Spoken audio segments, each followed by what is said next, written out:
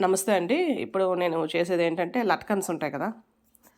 So, latkans అంటే కుచ్చిళ్ళు అని కూడా అంటాం కదా! మన డ్రెస్సులకు గానీ, లేదంటే బ్లౌజులకు గానీ వెనకాల ఏసుకుంటాం కదా! అది. ఇదైతే సూపర్ అంటే సూపర్ అండి. ఫ్లవర్ షేప్ భలే ఉంది. అసలు చాలా అయితే చాలా నచ్చింది నాకు.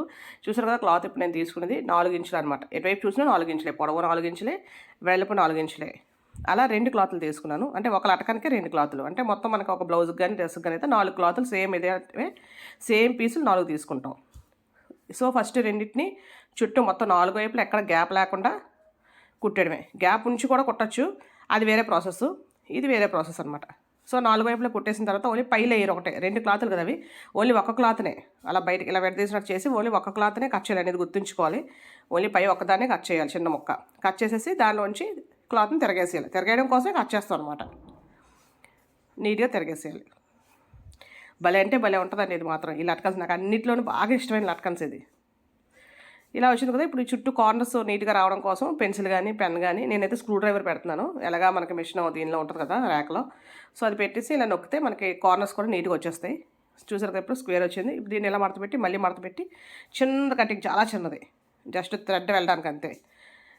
అలా కటింగ్ పెట్టాలి. కటింగ్ పెట్టిన తర్వాత ఇప్పుడు మనం ఆల్రెడీ థ్రెడ్స్ తయారు చేసుకొని ఉంటాం కదా! ఆ థ్రెడ్‌ని లోపల పెట్టి ఇప్పుడు బయట వైపు మనం ఏదైతే ఫస్ట్ కటింగ్ చేసామో అది ఇప్పుడు మన పైకి కనిపించేదనమాట.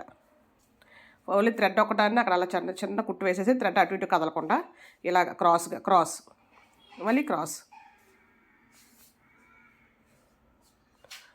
స్టిచ్ వేసేసి మళ్ళీ థ్రెడ్ దగ్గర నుంచి కిందకి అటు క్రాస్ ఇటు క్రాస్ అనమాట. సో ఇలాగా మళ్ళీ సేమ్ ఇటువైపు అంటే ప్లస్ ఎలాగేస్తాం అలాగనమాట.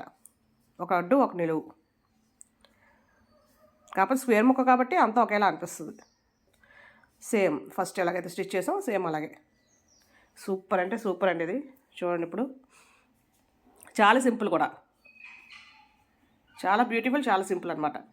ఎక్కువ కష్టపడక్కర్లేదు. చూసారు కదా పువ్వులాగా వచ్చింది, భలే వచ్చింది కదా! ఇంకా ఇది ఎలా బయటికి ఎలా ఓపెన్‌లా ఉండకుండా ఈ లోపల ఆల్రెడీ 4 మడతలు వస్తాయి కదా మనకి కుట్టిన తర్వాత. ఈ 4 మడతలకి కలిపి జస్ట్ ఒక టాకా వేసేయడమే అంతే.